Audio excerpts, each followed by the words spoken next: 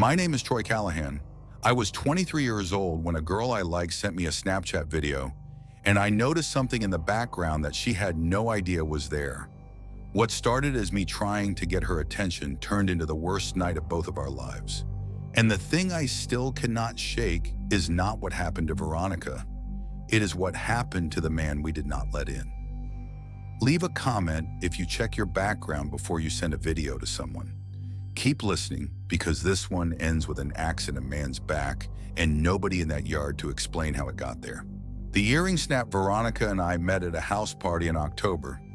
We ended up on the same beer pong team against two guys who were taller than both of us and considerably less entertaining.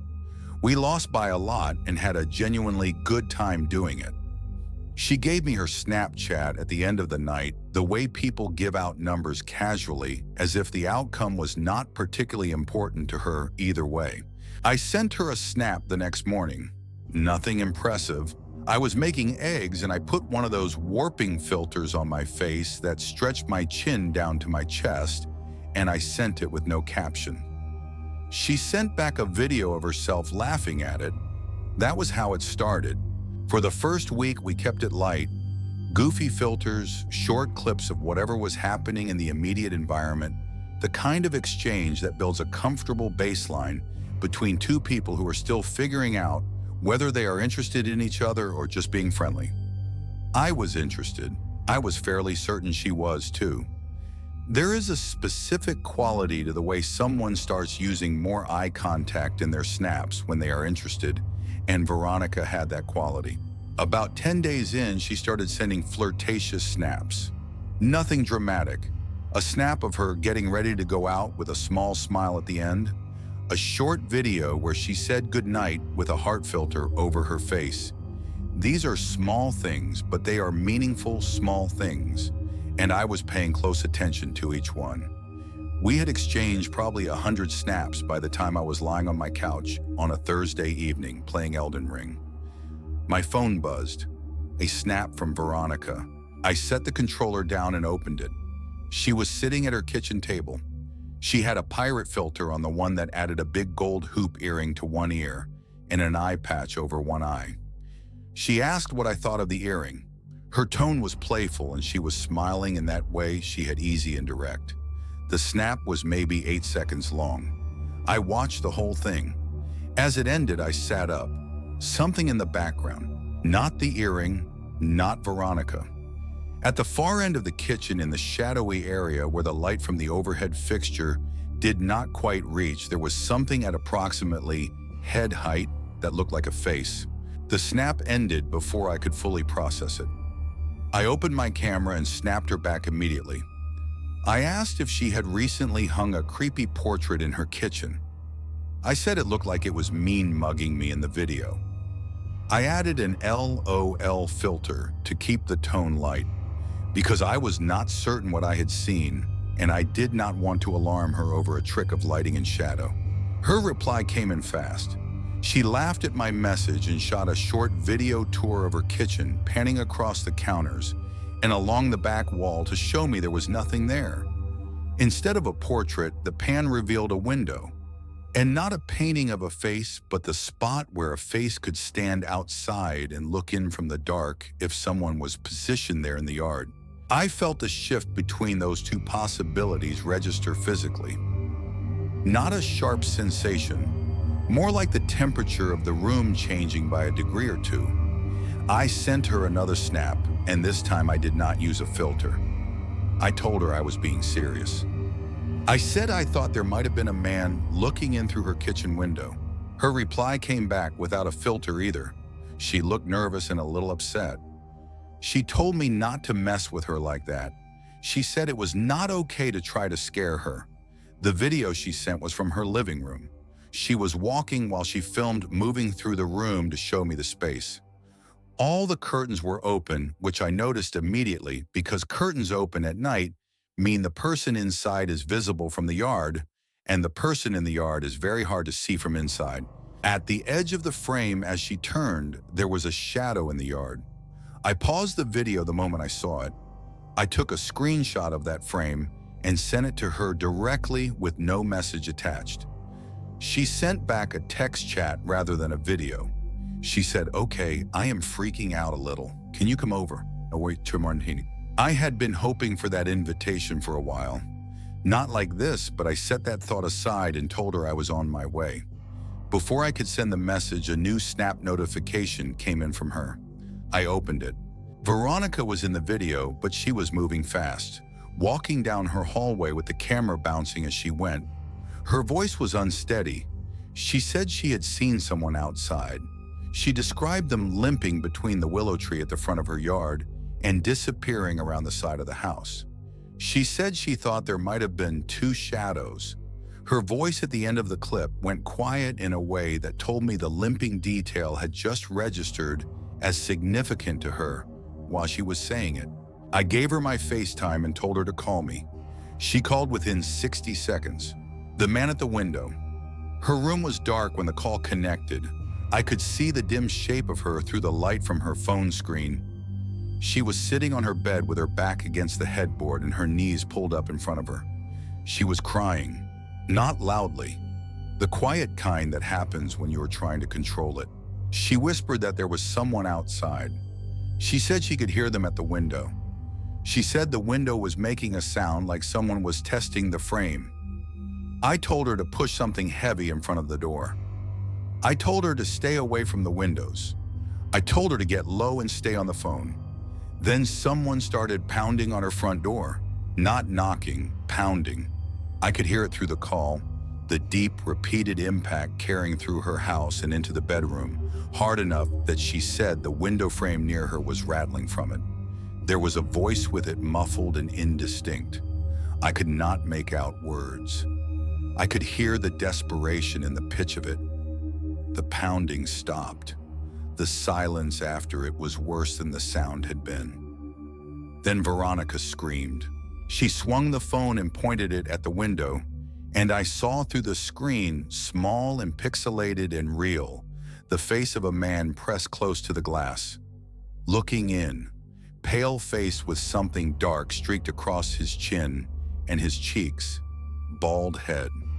Eyes that I could see even through the poor resolution of the FaceTime call were wide and communicating something I could not read through two screens in distance. Veronica ripped the curtain shut and pressed herself against the wall beside the window, her breathing so loud and fast that I could hear it clearly on the call. I told her to stay quiet. I told her to barricade the door. I told her she needed to hang up and call 911 right now, and that I was going to call them too, and I was already getting in my truck. She did not want to hang up. I told her it would only be for a minute. I told her I would send her a snap to let her know I was coming, and she could snap me back when she was on with the dispatcher. She said, "Please hurry." She hung up. I was already at the door of my apartment, sliding my boots on. I dialed 911 with the phone on my shoulder and gave them Veronica's address and told them there was a prowler at a residence and the person inside was alone. The dispatcher confirmed that they were already receiving a call from the same address. I got in my truck and drove. The body in the yard. There were two patrol cars at the curb when I turned into her street. I pulled into her driveway and got out, and the first thing I saw before anything else was a man lying face down in the front yard. He was still. Completely still, the particular stillness of someone who had not made a decision to stop moving. There was an axe in his back. I stood at the edge of the driveway for a moment and looked at it. An officer near the body stepped toward me to create distance between me and the scene. I started walking toward the porch anyway, because Veronica was there on the front steps with two officers and she had seen me come up the driveway. She came down the steps fast and ran across the lawn and collided with me and held on. I held her back. She was shaking in the specific way of a person who has been holding themselves together by force of will for the last 30 minutes and has finally decided to stop. I looked over her shoulder at the body in the yard. He was bald, pale skin. When the first officer crouched to shine a flashlight at his face, I could see from where I stood that it was the man from the kitchen window, the same man from the bedroom window, the face I had first noticed in the background of a pirate filter Snapchat video. But who had put the axe in his back? Veronica had not left her bedroom. She had been on the phone with me and then with 911. She had no axe. She had not been in the yard.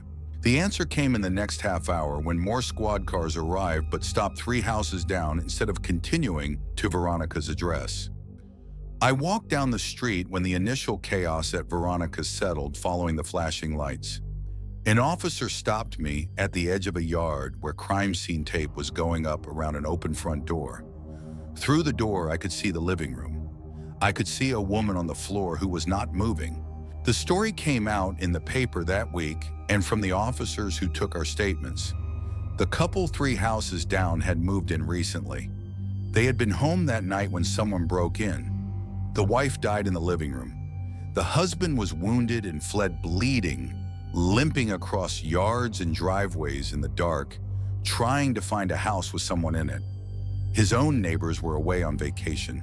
He made it to Veronica's house and pounded on the door. She did not answer. He could not call out clearly enough to explain what was happening, either from shock or from injury. He went around the house trying windows. He found Veronica's bedroom window and pressed his face to the glass to try to get her attention. The person who had killed his wife and followed him through the dark yards of that neighborhood caught up with him in Veronica's front yard. The killer was never identified that night. The axe had no prints. Nobody on the street had seen anything between houses. I drove Veronica away from her house that night, and she stayed with a friend for 2 weeks. When we talked about it later, she said the thing she could not stop thinking about was the knocking on her front door, the desperate pounding of a man who was bleeding and being followed through the dark and could not make himself understood. She said she kept thinking about what would have happened if she had opened the door. The officers told her what they told me. If she had opened the door, the killer would have had both of them in one place instead of having to chase a moving target across an open yard. The outcome for the man was already determined before he reached her house. The outcome for Veronica was not. The locked door, the bedroom, the phone call, all of it together was the reason she was sitting in a friend's apartment 2 weeks later, talking to me instead of part of the news story from that block. I have thought about the face in the background of that snap many times since then. An airing video, a pirate filter, a question about a portrait on a wall. The whole chain of that evening started because I happened to be watching the background of a video that the person who sent it was not watching at all. She was looking at the camera. I was looking past her. That 8-second video is the reason I was on the phone with her when he found the window instead of her being alone in her room in the dark with nobody knowing anything was wrong. Pay attention to the background, not just in the obvious situations, not just when something already feels wrong, in the ordinary ones too.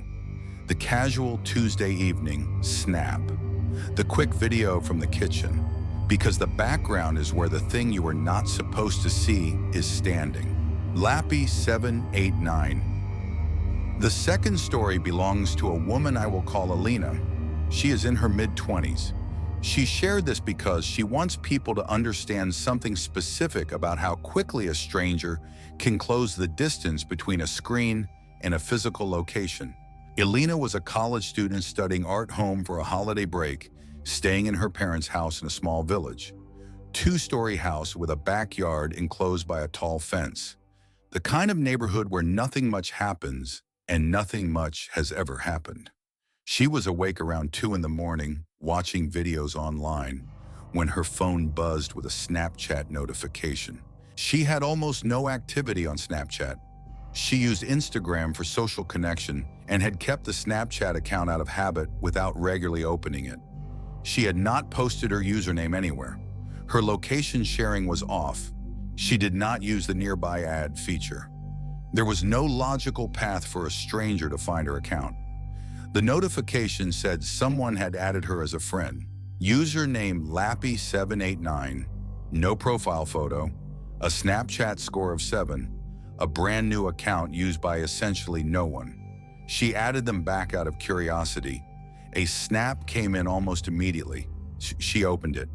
It was a photo taken with a flashlight aimed at the ground, the beam illuminating a patch of grass in the dark. Not a recognizable patch of grass, not immediately. Just green and dark. She typed back, asking who it was. The account read the message. No reply. A second snap came in. A photo of red tile.